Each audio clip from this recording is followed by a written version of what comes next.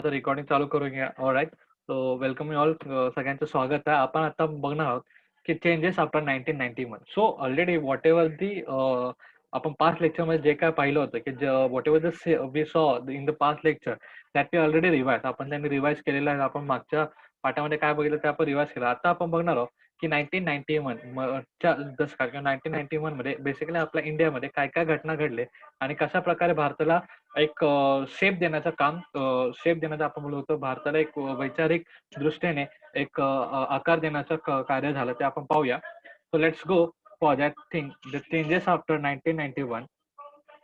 So the year 1991 is held to be the very important in the history for the history of the world as well as the India. So what exactly happened? ते आपण बघूया की the Soviet Russian disintegrated into the several different small countries and the Cold War came to the end. And India, the government under the leadership Prime Minister P.V. Narasimha Rao initiated the many changes in the Indian economy. So during this period, the Ram Janmabhoomi and the Barmi Mosque issue at Ayodhya come up in forefront. So basically काय झालं आपण जर बघितलं की 1991च्या काळामध्ये just hold on 2 मिनिटं.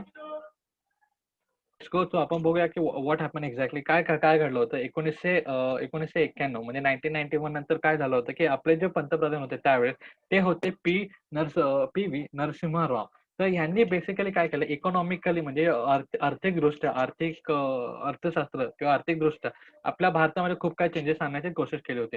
कारण 1991 हा एक असा पिरियड होता की तेव्हा आपला भारत हा खूप म्हणजे एक बघू शकतो त्यांना पैशाची पण गरज होती आणि खूप काही कंडिशन्स तर तुम्ही डीपली वाचाल तर तुम्हाला you will get to know. कारण स्वातंत्र्यानंतर जे काही आपण म्हणजे आपण नियोजन केले होते ते नियोजन बेसिकली कुठे ना कुठे ते फेल झाले होते, कुठे ना कुठे ते सक्सेसफुल झाले नव्हते. तर 1991 हा इयर आपण एक इकॉनॉमिकल रिफॉर्म इयर म्हणून ओळखला जातो किंवा कारण ह्या वेळेस भारताची अर्थव्यवस्था सुधारवण्यासाठी भारताची अर्थव्यवस्थेमध्ये जागतिक प्रमाणात किंवा ग्लोबली चेंजेस आणण्यासाठी प्रयत्न झाले होते. तर त्यावेळेस जे आपण बघू शकतो प्राईम मिनिस्टर होते ते होते पी व्ही नरसिंहराव. त्यांनी इनिशिएटिव्ह घेतला आणि इकॉनॉमिकल त्या रिफॉर्म सुद्धा बोलतात तर त्याच्यामध्ये परिपूर्ण चेंज करण्याचं काम 1991 या इयरमध्ये झालं होतं.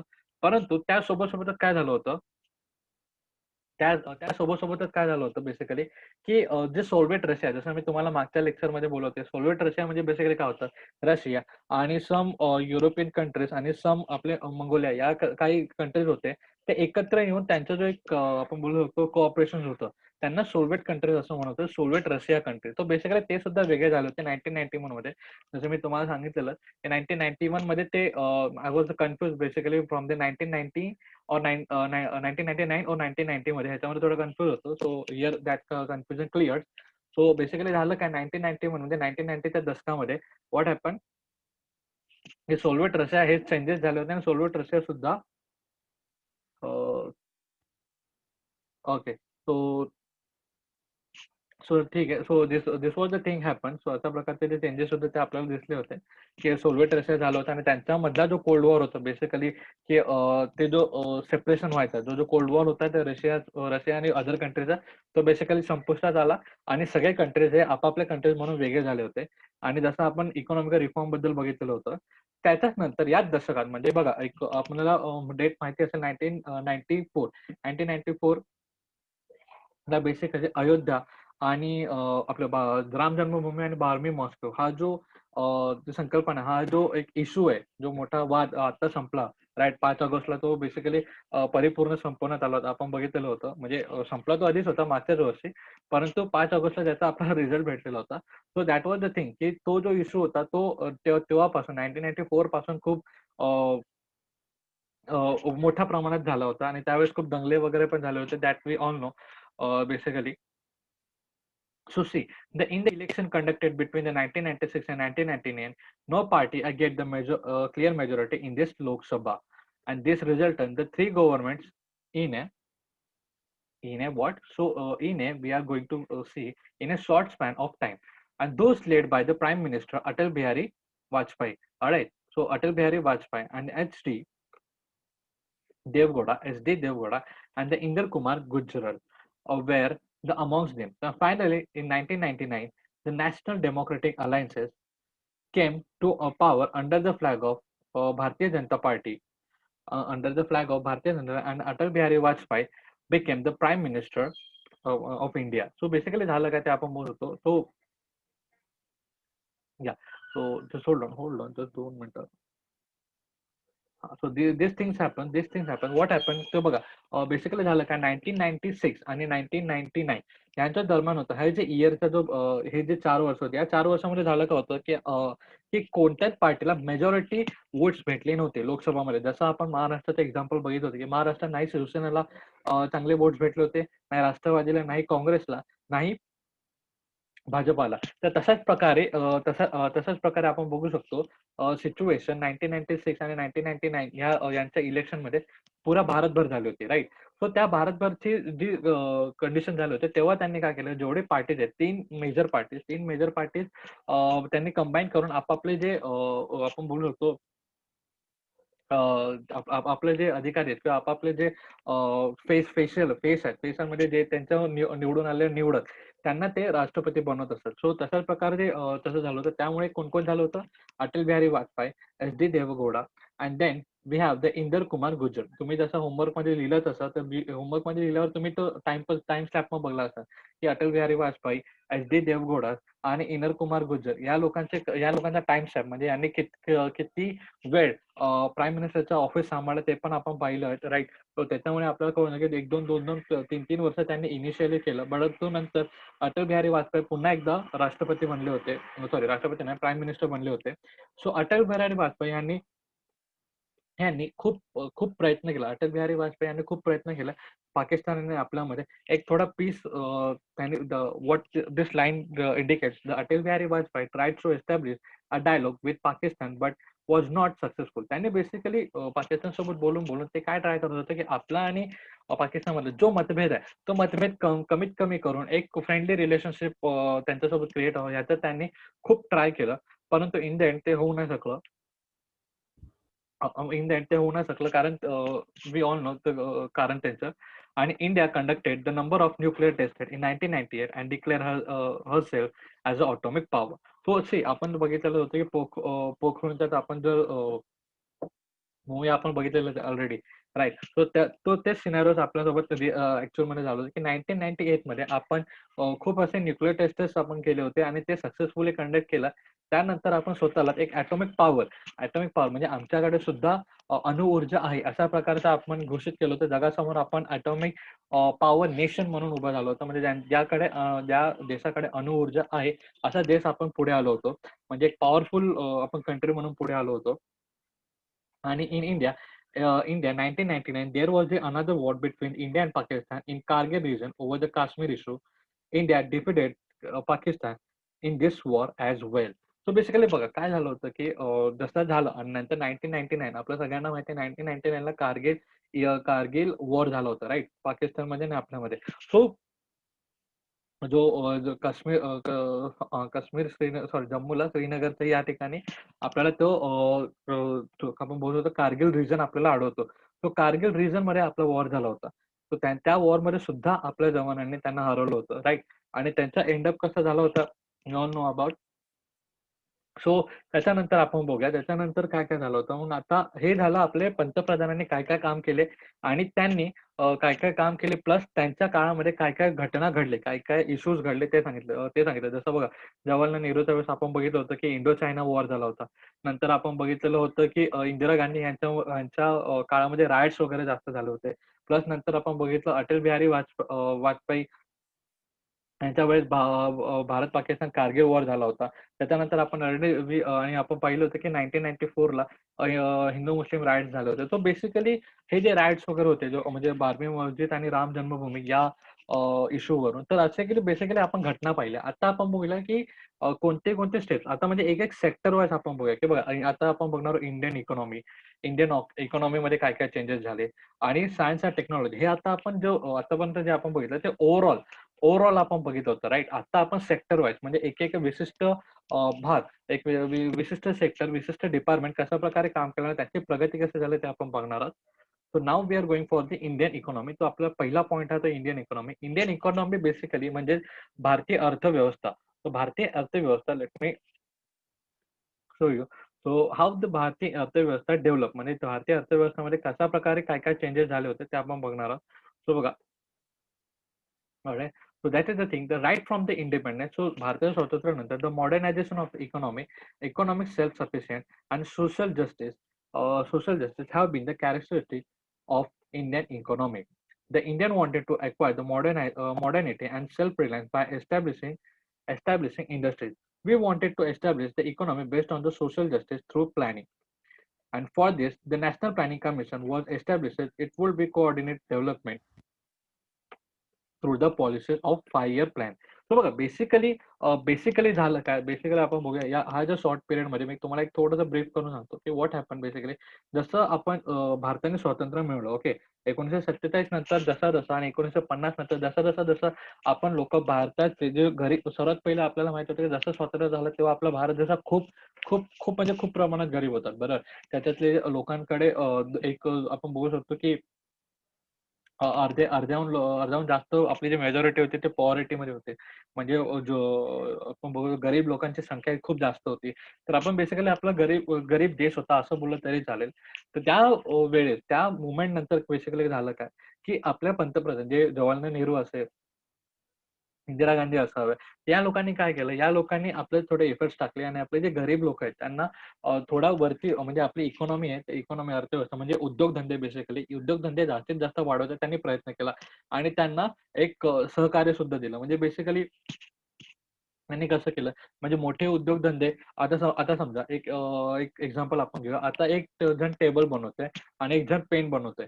जर टेबल बनवणारी फॅक्टरी ही अमीर माणसाची आहे आणि पेन बनवणारी फॅक्टरी ही गरीब माणसाची. तर पण अमीर माणूस गरीब माणसाची फॅक्टरी विकत घेऊ शकतो. म्हणजे बेसिकली झालं काय, गरीब माणूस हा इन द एंड बेरोजगार होणार, कारण पैसे भेटणार पण त्याला पैसे हे त्याच्याकडे दुसरा व्यवसाय वगैरे उरणार नाही. तशा प्रकारे हे इथे जे आपण बघतो, ही जी लाईन आहे, we wanted to establish the economy based on social justice through planning. So what was the plan, तर आपण एकदा मराठीत पण एकदा वाचून घेऊया.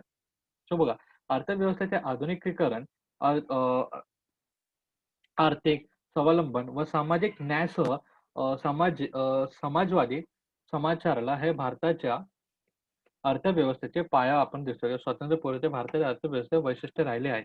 तो भारतातील उद्योग उभारून आधुनिकीकरण व स्वावलंबन प्राप्त करायचे होते. नंतर आपण नियोजाद्वारे समाजातील न्यायावर आधारलेले अर्थव्यवस्था अस्तित्वात आणण्याचे होते. म्हणूनच या योजनेने निर्माण करण्याचे आपल्याला एक 5 वर्षाने योजना आपण सुरू केली होती. म्हणजे बेसिकली कसं, आपण परत जसं मी तुम्हाला सांगितलं, की एक एक्झाम्पल दिलं मोठी फॅक्टरी, छोट्या फॅक्टरीचा. तर ते डिफरन्स यावे ना, म्हणून आपल्या अर्थव्यवस्थेने ट्राय केलं, की प्रत्येक एका माणसाला उद्योगधंदे मिळावा, त्याला एक व्यापार मिळावा, त्याचा एक त्याची उपजीविका किंवा त्याचा आपण बोलू शकतो डे टू डे वर्क काहीतरी चालावं, यासाठी प्रयत्न केला आणि तो जजमेंट करण्यासाठी 5 वर्षाची संकल्पना आपण काढली होती, की म्हणजे कोणताही प्लॅन आपण काढलं म्हणजे गव्हर्नमेंटने कोणताही प्लॅन जर अंमलात आलं, कोणताही एक रिफॉर्म किंवा कोणताही प्लॅन जर आणलं, तर त्याला जास्तीत जास्त 5 वर्षापर्यंत त्याला जज केलं जातं, की 5 वर्षामध्ये तो सक्सेसफुल होतोय की नाही. तर जे 5 वर्षाची कन्सेप्ट आहे, ती आली होती त्यावेळेस. राइट, 5 वर्षाची कन्सेप्ट आली होती. त्याच्यानंतर आपण बघतो, ही जी संकल्पना झाली आणि ह्याच्यामध्ये हे जे आपण कन्सेप्ट बघत होतो, त्यांच्यामध्ये सुद्धा आपल्याला जास्त हवं तसं यश मिळत नव्हतं. राइट. तर हवं तसं यश मिळत नव्हतं. त्याच्यामुळे काय झालं 1991 ला जसं मी तुम्हाला बोललो होतो 1991 ला इकॉनॉमिकल रिफॉर्म म्हणजे अर्थशास्त्र पुरणीकरण आपण जर बोललो तरी सुद्धा चालेल रिफॉर्म्सला. ती घटना घडली होती घडण्याची सुरुवात झाली 1991 मध्ये. तेव्हा सर्व प्लॅनिंग्स किंवा सर्व जे संकल्पना होते, जे ऑलरेडी आपल्याकडे होते 1991 च्या आधी, त्या सगळ्या संकल्पना चेंज करण्यात आल्या आणि त्यांच्यामध्ये काय-काय गोष्टी बदलण्यात आल्या ते आपण बघूया. सो बघा, the Narasimha Rao government started the economical reforms from 1991. This economical reforms are called the economical liberalisation. म्हणजे इकॉनॉमिकल लिबरलायझेशनला आपण मराठीत शब्द बघूया. की आर्थिक उदारीकरण. उदारीकरण म्हणजेच काय, की जसं मी तुम्हाला बघितलं एक सांगितलं, की मोठी फॅक्टरी, छोटी फॅक्टरी. हे फॅक्टरीचं जसं आपण बघितलं एक डिव्हिजन बघितलं. त्याच प्रकारे काय झालं होतं, की त्या फॅक्टरीमध्ये गव्हर्नमेंटचा पण एक हिस्सा असायचा, की गव्हर्नमेंट पण त्यांच्यावरती एक दबाव असायचा. तो त्याच प्रकारची ती गोष्ट होती. त्यामुळे लोकांना काय वाटायचं, की नाही मला तर असं नाही ना तसं नाही. मला तर पगार भेटणार आहे, की बघ एक जस्ट होल्ड ऑन मी तुम्हाला एक गोष्ट असं असं तो इस प्रकार का जो एन्व्हायर्नमेंट है, so environment like this was try to make or the government made the environment like this. आता आपण बघूया next point that is the Indian economy for see politicized as the result of independent in the sorry that is implementation of this policy and the foreign investment in India increases. So what happened basically the liberalization म्हणजे तर आपले जे कारभार आहे किंवा आपले जे उद्योगधंदे आहेत, ते थोडे इम्प्रूव्ह झाले. राइट. लिबरलायझेशन म्हणजे उदारीकरण म्हणजे ते स्वतःला स्वतः इम्प्रूव्ह करण्याची त्यांनी कोशिश केलं. ओके. ते इम्प्रूव्हमेंट झाले तर स्वतः स्वतंत्र झाले. देअर वॉज नो म्हणजे जे काही त्यांचे डिसिजन होते, डिसिजन मेकिंग होती. जो राइट टू डिसिजन म्हणजे डिसिजन करायचा जो हक्क होता. डिसिजन करायचं म्हणजे आपण बोलतो कोणत्या हां, डिसिजन करायचा हक्क ते तुम्हाला समजून जाईल. डिसिजन घ्यायचा जो पण हक्क होता, तो सगळा हक्क मालकाकडे आला. तो मालकाकडून बेसिकली झालं काय, की प्रत्येक जण आपली स्वतःची ग्रोथ करण्यासाठी त्यांनी त्यांनी प्रयत्न करत होते. त्या प्रयत्न करण्यामुळे काय झालं, की जे फॉरेन पॉलिसीज आहे, ते इंडिया इज ग्रोइंग. सो हळू आपली जी ग्रोथ होती ते वाढत होते. That's why what happen the foreign investors म्हणजे जो बाहेर देशामध्ये जे इन्व्हेस्टर होते ते सुद्धा इंटरेस्टेड झाले आणि त्यांनी सुद्धा आपल्या देशामध्ये इन्व्हेस्टमेंट करायची त्यांनी सुरुवात केली.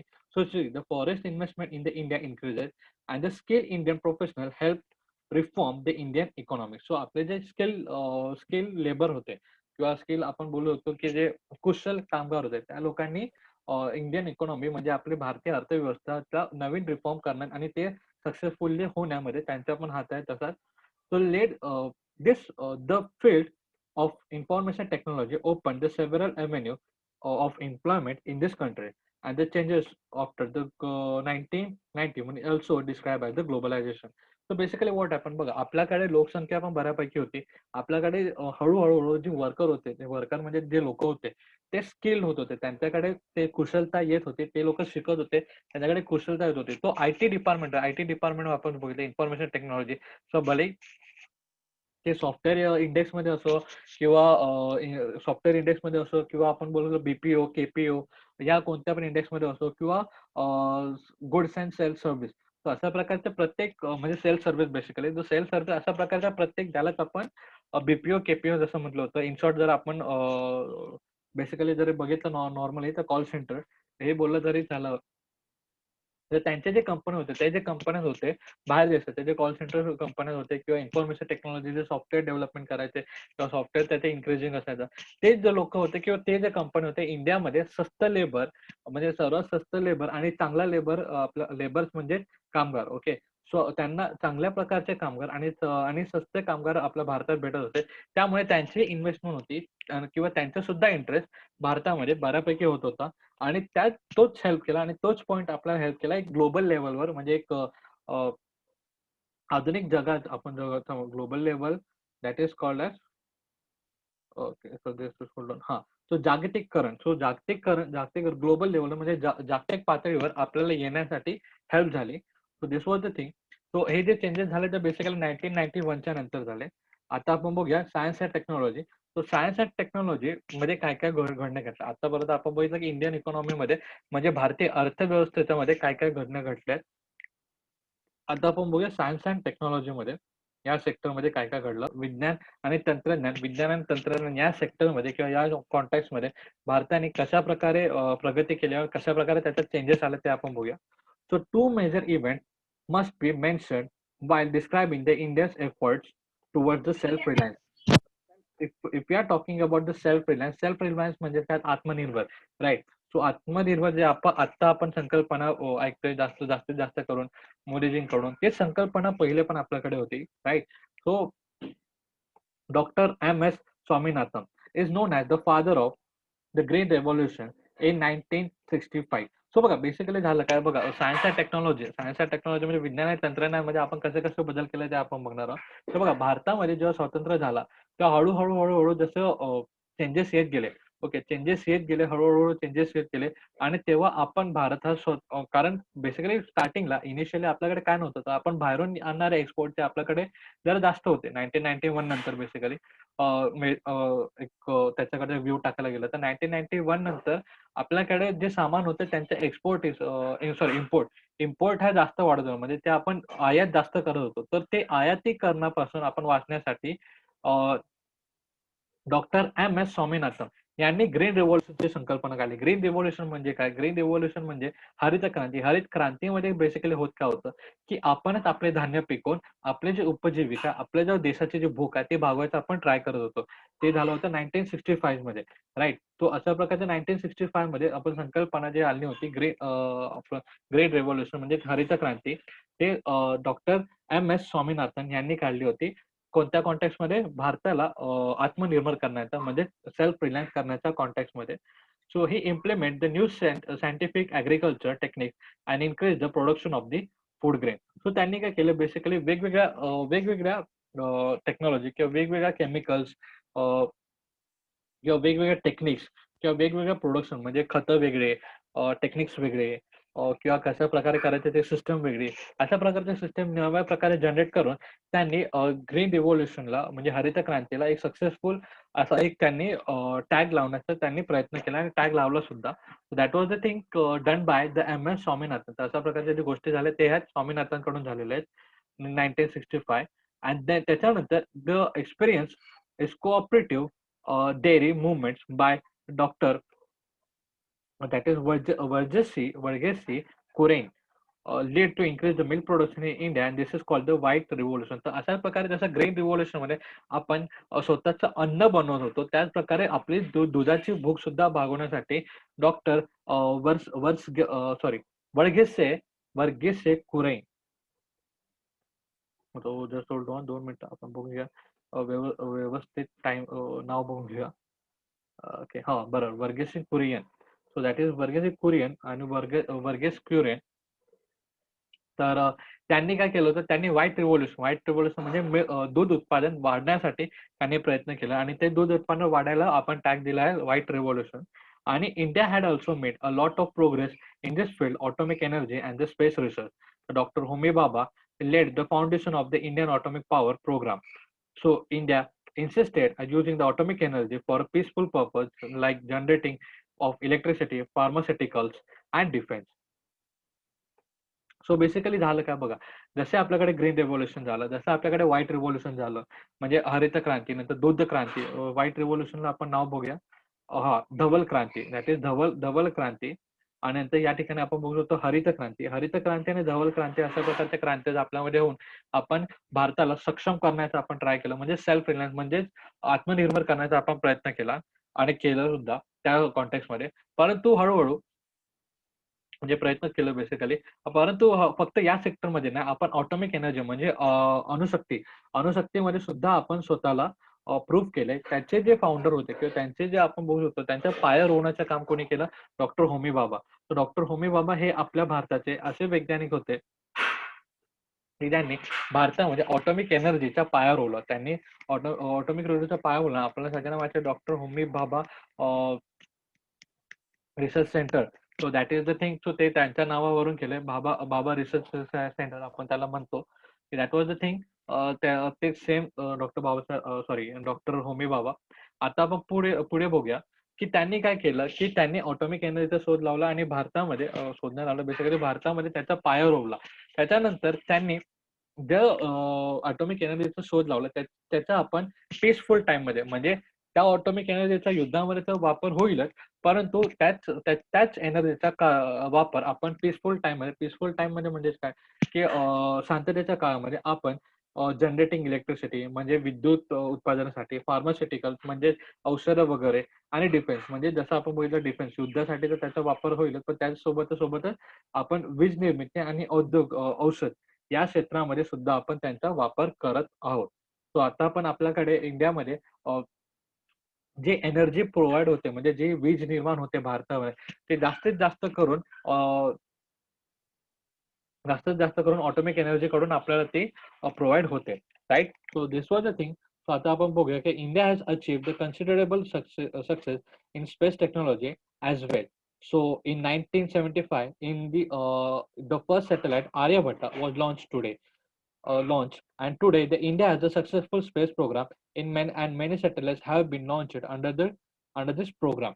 So बघा, बेसिकली झालं काय, आपण बघितलेलं होतं की आपण म्हणजे एक एक कॉन्टेक्स्ट बघतो आपण. जसं सर्वात पहिले इकॉनॉमिकल कॉन्टेक्स्ट बघितलं की अर्थशास्त्रामध्ये आपण काय काय चेंजेस केले. त्यानंतर आपण बघितलं हरित क्रांती बघितलं, नंतर धवल क्रांती बघितलं, त्यानंतर आपण बघितलं की अणुशक्तीमध्ये सुद्धा आपण कशा प्रकारे प्रगती केली. आता आपण बोलत आहोत की अंतरयान अंतर रिसर्च म्हणजे स्पेस रिसर्च मध्ये सुद्धा आपण कशा प्रकारे प्रगती केली ते आपण बघत आहोत. तर आपण प्रगती केली होती. ओके. प्रगती कशी केली? आर्यभट्ट हा जो भारताचा पहिला सॅटेलाईट आहे, पहिला आपला उपग्रह आहे, आपण अवकाशात पाठवला होता 1975 ला, म्हणजे 1975 ला आपण त्याला पाठवला होता. आणि आता आपण तर खूप अशा म्हणजे शेकडो असे वर्षातून शेकडो आपण असे उपग्रह पाठवत असतो, राइट? तर अशा प्रकारचं आपण बघू शकतो की आर्यभट्ट हा जो नाव होता त्या उपग्रहाचं, आर्यभट्ट असं नाव होतं. आता आपण बघूया, आता भारताकडे एक यशस्वी अवकाश कार्यक्रम असून त्याला अंतर्गत अनेक उपग्रह अवकाशात सोडले जाते आणि दूरसंचार क्षेत्रातही आपल्याकडे प्रगती झाली. तर बेसिकली व्हॉट हॅपन, ते तर एक गोष्ट झाली. अंतराळामध्ये आपण प्रगती केलीच केली. परंतु आपण एक अजून एक सेक्टर आहे, की ज्याला आपण टेलिकॉम सेक्टर असं म्हणतो, म्हणजे दूरध्वनी. जसं की आपल्याकडे पहिले जसं आपल्याला सगळ्यांना माहिती आहे, की 2000 पासून ते 2010 पर्यंत या जो 10 वर्षाचा काळ होता, किंवा हा जो 10-15 वर्षाचा आपण बोलतो काळ होता, त्याच्यामध्ये मोबाईल हे जे टेक्नॉलॉजी आहे, किंवा मोबाईल हा जो यंत्र आहे, गॅजेट आहे, त्याचे एक आपण बोलतो एक डेफिनेशनच चेंज झालं. त्याची एक संकल्पना चेंज झाली, की बघा पहिले फक्त मोबाईल अमीरांकडे असायचा आणि तो फक्त बेसिकली खूप म्हणजे काही कॉल करण्यासाठीच वापरला जायचा. परंतु आता आता आपल्याकडे फ्री कॉल आहे, अल्टिमेट आहे, इंटरनेट वगैरे आपल्याला हवी ती माहिती सगळे मोबाईलकडे मिळतं. तर अशा प्रकारच्या टेलिकॉम सेक्टरमध्ये सुद्धा आपण प्रगती केलेली आहे. हे बेसिकली पुऱ्या जगामध्ये सेम कंडिशनमध्ये मोबाईल डेव्हलपमेंट झालेले आहेत. सो दॅट इज दी प्रगती of all over the world. So त्या जगासोबत आपली सुद्धा प्रगती त्या सेक्टरमध्ये झालेली आहे. So this